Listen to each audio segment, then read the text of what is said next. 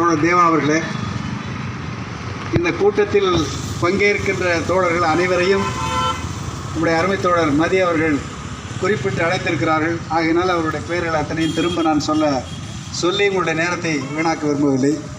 தோழர்களே, நேற்றைக்கு முன்தினம் ராமர் கோயில் கட்டப்பட்டது, அதற்கு எதிராக நாங்கள் ஒரு ஆர்ப்பாட்டம் நடத்துவது என்று முடிவு செய்தோம். அப்போது காவல்துறையில் அனுமதி இல்லை என்று சொன்னார்கள்.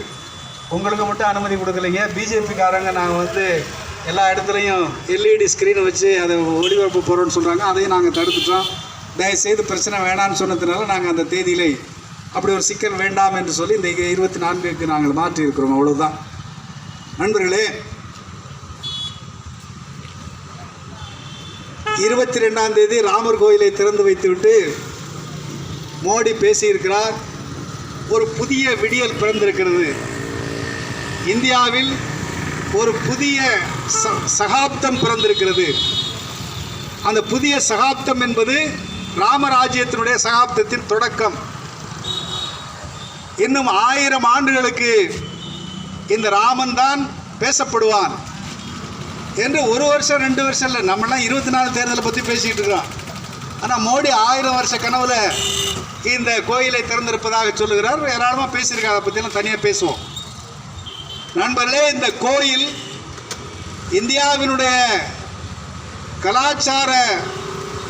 இந்திய கலாச்சாரத்தின் அடையாளமாக கட்டப்பட்டிருக்கிறது.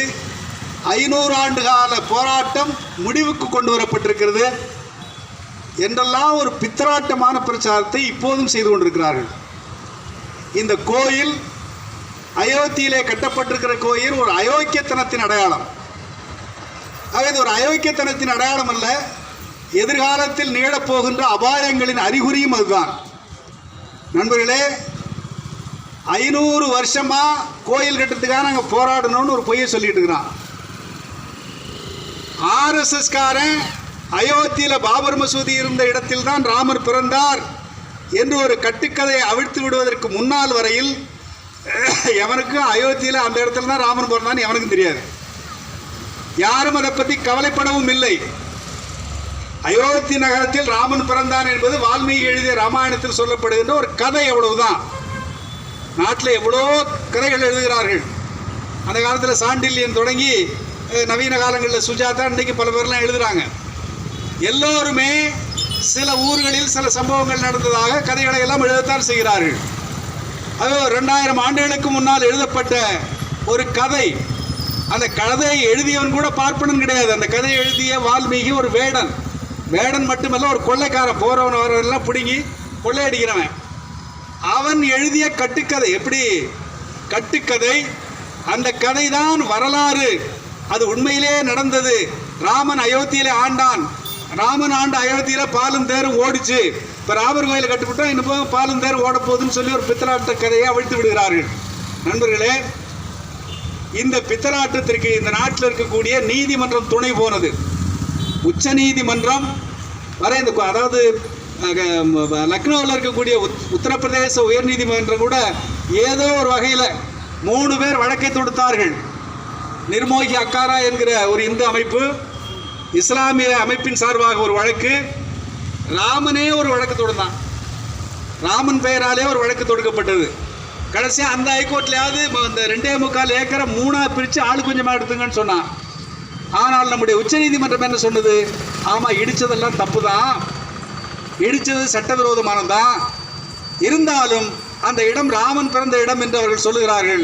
ஆகவே அவனுக்கு ராமன் பிறந்த இடம் சொல்றதுனால இந்துக்களுக்கு அதை நாங்கள் வழங்குகிறோம் என்று உலகத்திலேயே இவ்வளவு பெரிய அயோக்கியத்தனமான தீர்ப்பை எந்த நீதிமன்றமும் சொல்ல முடியாது. நான் இந்த ஒரு சினிமாவில் வடிவேல ஒரு நகைச்சுவை காட்சி வரும். அவன் ஒரு பெண்ணை விரும்புவான். பெண்ணை விரும்பி அந்த பெண்ணை எப்படியாவது கல்யாணம் பண்ணிக்கணும்னு ஆசைப்படுவான். அதுக்கு கூட இருக்கிறவங்களாம் அல்ல கையெல்லாம் என்ன யோசனை சொல்லிக் கொடுப்பான்னா, நான் என்னென்னமோ முயற்சி பண்ணி பார்த்தேன்னா அந்த பொண்ணை கல்யாணம் பண்ணிக்க முடியல, என்னடா பண்ணலான்னா, அண்ணா பேசாமல் அந்த பொண்ணை கற்பழிச்சுன்னா நம்ம ஊரில் கட்டி வச்சுருவானுங்க என்று அவன் யோசனை சொல்லுவான். அது நல்ல யோசனை தானே அப்படின்னு சொல்லிட்டு அவன் அந்த மாதிரி பண்ண ஆரம்பிப்பான். பண்ணி அவங்க கட்டி வச்சுருவாங்க.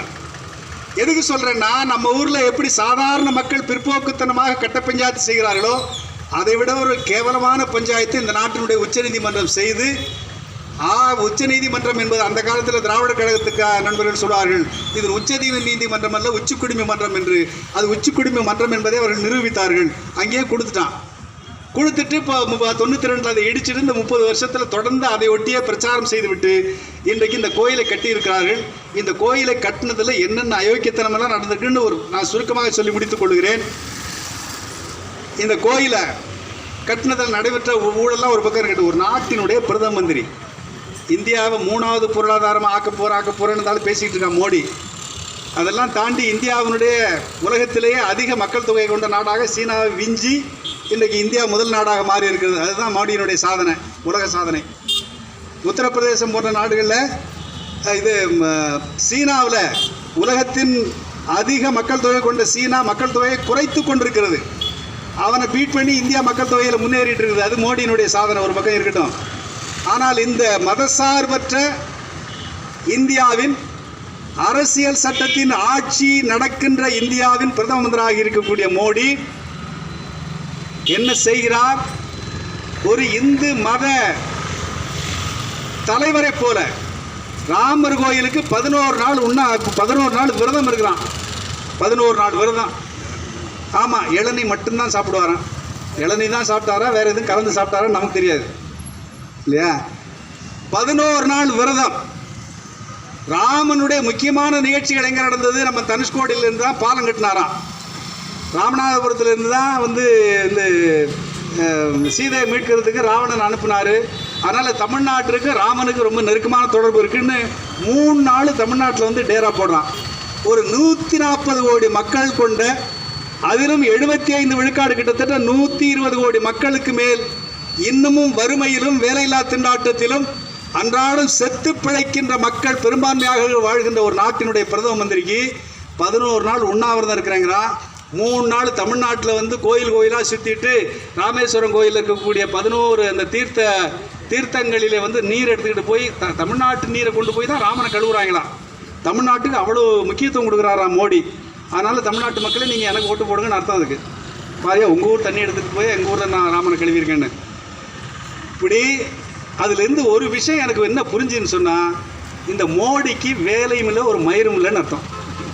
11 நாள் விரதம் இருக்கிறான், 3 நாள் கோயிலாக சுற்றுறான், அப்புறம் இன்னும் 2 நாள் கோயிலில் சுற்றுறான், அங்கே போய் உட்காந்துட்டு ஒன்றா விரதம் இருக்கிறாங்கிறான்.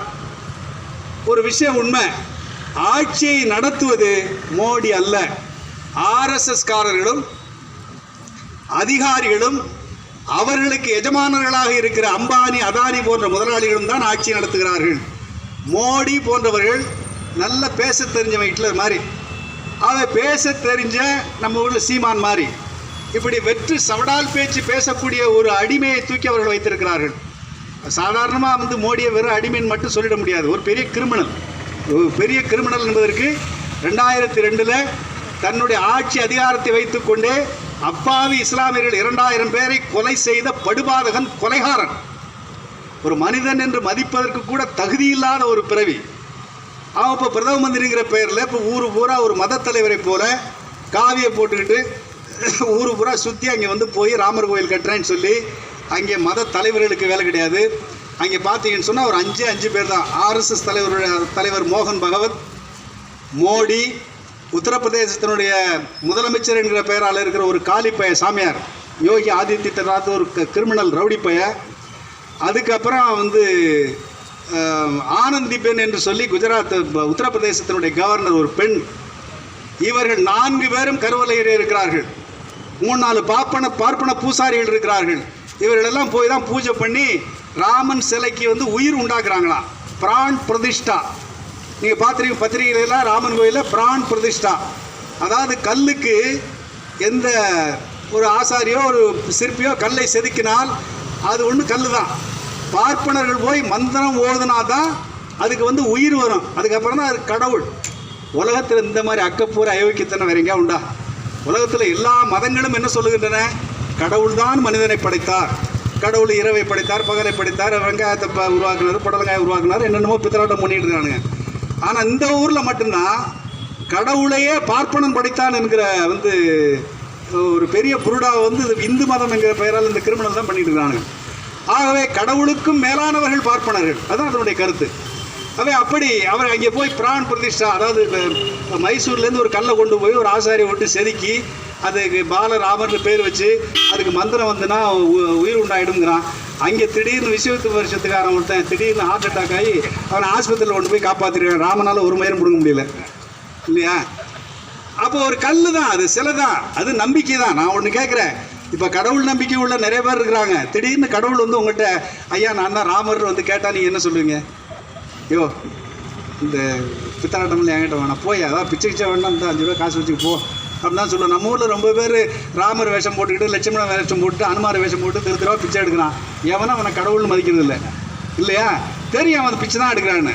ஆகவே கடவுள் நேரிலே வந்து நம்மள்கிட்ட சொன்னால் கூட நான் நம்ப மாட்டோம். ஏன்னா கடவுள் நேரில் வரமாட்டாங்கிறது நமக்கு தெரியும். கடவுள் இல்லை என்பது நம்முடைய சிந்தனையிலே உள்ளார்ந்து இருக்கிறது. ஆனால் வழி வழியாக நமக்கு சொல்லி வச்ச அந்த கற்பனை இருக்குது பார்த்தீங்களா, அதை கும்பிட்டா ஏதாவது நல்லது நடக்குதுன்னு நம்பிட்டு இருக்கான் பார்த்தீங்களா? இந்த கேனத்தனமான கிறுக்குத்தனமான நம்பிக்கையை வச்சுட்டு தான் ரொம்ப பேர் வியாபாரம் பண்ணிட்டு இருக்கிறான். ஆகையினால ஒரு பிரதம மந்திரி இப்போ ஒரு 11 நாள் விரதம் இருக்கிறேன், 3 நாள் கோயிலாக சுற்றுறேன்னா வேலை வெட்டி இல்லாமல் இந்த நாட்டை பற்றி மக்களை பற்றி பிரச்சனைகளை பற்றி, மணிப்பூரில் மக்கள் படுகொலை செய்யப்பட்டார்கள், பெண்கள் நிர்வாணப்படுத்தப்பட்டு அவமானப்படுத்தார்கள், உலகமே கண்டித்தது, ஐரோப்பிய நாடாளுமன்றம் கண்டித்தது, ஒரு இத்தனை எட்டி பார்க்குற அதற்கு ஒரு கண்டனம் தெரிவிக்கவில்லை. 41 தொழிலாளிகள் சுரங்கத்துக்குள்ளே இருந்து 41 நாள் திண்டாடினா அது என்ன ஏதுன்னு கேட்குற, கிரிக்கெட்டை போய் பார்க்க உட்காந்துருக்கிறான். இப்படி ஒரு மக்கள் விரோத ஒரு கிரிமினல் கும்பலின் தலைவன் தான் மோடி. ஆகவே இந்த ராமர் கோயில் திறப்பு என்பது ஒரு கிரிமினல் நடவடிக்கை. அந்த கிரிமினல் நடவடிக்கை இந்த நாட்டினுடைய உச்சநீதிமன்றம் எல்லாம் கூட்டாளியாக இருந்திருக்கிறது. அதனால் இது ஒரு மத நடவடிக்கையாக கருதக்கூடாது. இது ஒரு ஆபத்தின் அறிகுறி, ஆபத்தின் தொடக்கம். ஆபத்தின் தொடக்கம் என்பதற்கு அடுத்த நாள் நேற்றே நம்ம உத்தரப்பிரதேசத்தில் ஒரு மசூதியில் போய் காவி கொடி ஏற்றுறான், ஒரு சர்ச்சில் போய் காவி கொடி ஏற்றுறான். யாரும் கேட்க முடியல என்ன பொருள். எங்களிடத்திலே அதிகாரம் இருக்கிறது, எங்களுக்கு கட்டுப்பட்டவர்கள் தான், இஸ்லாமியர்களாக இருந்தாலும் கிறிஸ்தவர்களாக இருந்தாலும் எந்த மதத்தை சேர்ந்தவர்களாக இருந்தாலும் ஆர்எஸ்எஸ் காரனுக்கு கட்டுப்பட்டு எந்த உரிமைகளும் இல்லாத அடிமைகளாக இருப்பதாக இருந்தால் இந்த நாட்டில் வாழலாம். அரசியல் சட்டம் சொல்லுது, அது சொல்லுது, இது சொல்லுதுன்னு உரிமைகளை எல்லாம் கேட்டால் வெட்டுவோம் குத்துவோம் கொல்லுவோம் என்பதை அவர்கள் இப்போதும் நமக்கு அடையாளப்படுத்தி கொண்டிருக்கிறார்கள். நேற்று உத்தரப்பிரதேசத்தில் இதெல்லாம் நடக்குது.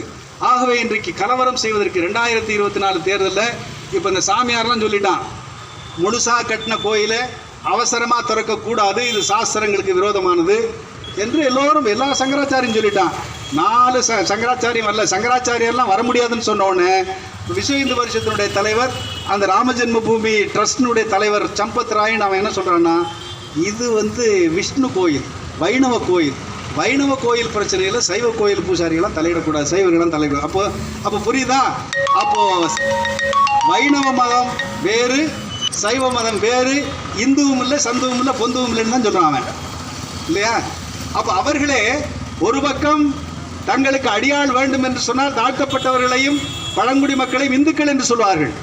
அவருடைய ஆதிக்கத்திற்கு எதிராக கேள்வி எழுந்தால் நீ வேற நான் வேறம்பா. இதுதான் ஆர்எஸ்எஸ் பிஜேபி. இது ஒரு கிரிமினல் கும்பல். இவர்கள் செய்கின்ற நடவடிக்கை மத நடவடிக்கையும் அல்ல, பக்தி நடவடிக்கையும் அல்ல. 2024 தேர்தல் எல்லா சாமியாரும் சொல்கிறான், ஏன்டா ராமம் பிறந்தன்னைக்கு இந்த கோயிலை திறக்காமல் இன்னைக்கு திறக்கிறிய, இது தப்பு இல்லையா, சாஸ்திர விரோதம் இல்லையா? கும்பாபிஷேகம் பண்ணுறது, கோயிலில் சிலையை பிரதிஷ்டை பண்ணுறதுன்னா கோயில் முழுசாக முடிஞ்ச பிறகு தான். நம்ம ஊரில் வீடுகள் இருந்தவன் தான் அறகுறையாக கட்டிட்டு குடி போயிடுவான். ஏன்னா திருச்சி போட்டுடுமா, அதுக்குள்ளே கணபதி ஹோமம் அவங்க கண்ட ஹோமம்லாம் பண்ணி நிலவோ கருமாத்தியெல்லாம் பண்ணுவானுங்க.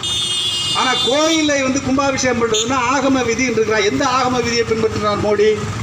எந்த ஆகமம் சொல்கிறது அறகுறையாக இருக்கிற கோயிலை திறக்கலான்னு சொல்லி எந்த நீதிமன்றம் சொல்லும்? ஆக நாம் ஒரு மிகப்பெரிய கொடூரமான பாசிச ஆட்சியின் கீழே வாழ்ந்து கொண்டிருக்கிறோம் என்கிற உண்மை புரியாமலே இன்னைக்கு வடக்கில் இருக்கிறவெல்லாம் தெரியும். உத்தரப்பிரதேசத்தில் தான் ராமன் இருக்கிறான். எத்தனை வருஷமா இருக்கிறான்? 13 லட்சம் வருஷமா இருக்கிறான். ஏன்னா இவன் கணக்குப்படி திரேதாயுகத்தில் பிறந்தவனா. திரேதாயுகம் என்பது 12,90,000 வருஷம்.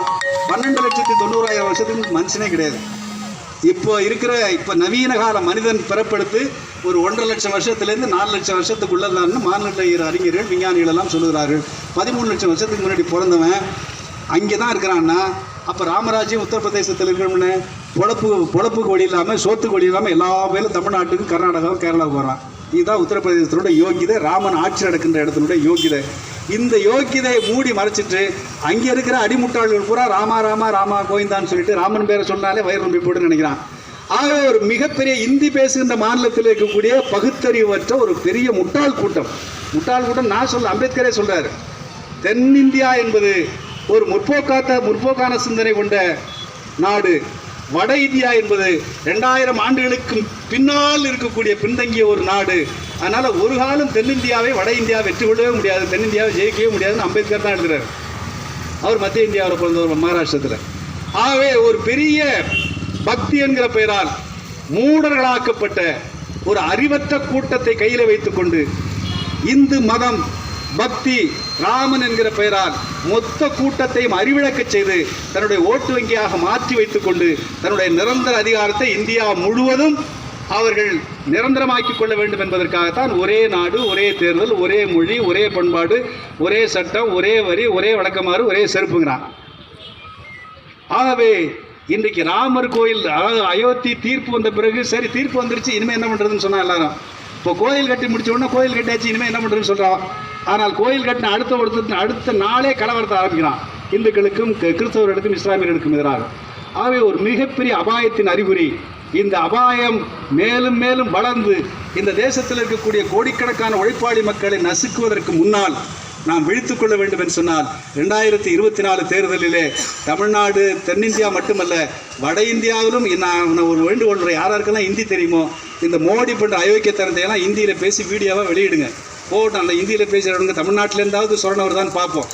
ஆகவே 2024 தேர்தல் என்பது ஒரு மிகப்பெரிய வரலாற்று முக்கியத்துவம் வாய்ந்த ஒரு தருணம். அந்த தருணத்திலே பிஜேபி RSS கும்பலை முற்றாக ஒழித்து கட்டுவதனுடைய தொடக்கமாக அவர்கள் தோற்கடிக்கப்பட வேண்டும். அதற்கு இப்போதைக்கு இருக்கிற ஒரே மாற்று இந்தியா தலைமையிலான கூட்டணி தான் என்பதை நாங்கள் வலியுறுத்தி சொல்லி இந்த கண்டன ஆர்ப்பாட்டத்திற்கு பேசுவதற்கு வாய்ப்பளித்த தொடர்ந்து நன்றி கூறி அமைகிறேன். நன்றி, வணக்கம்.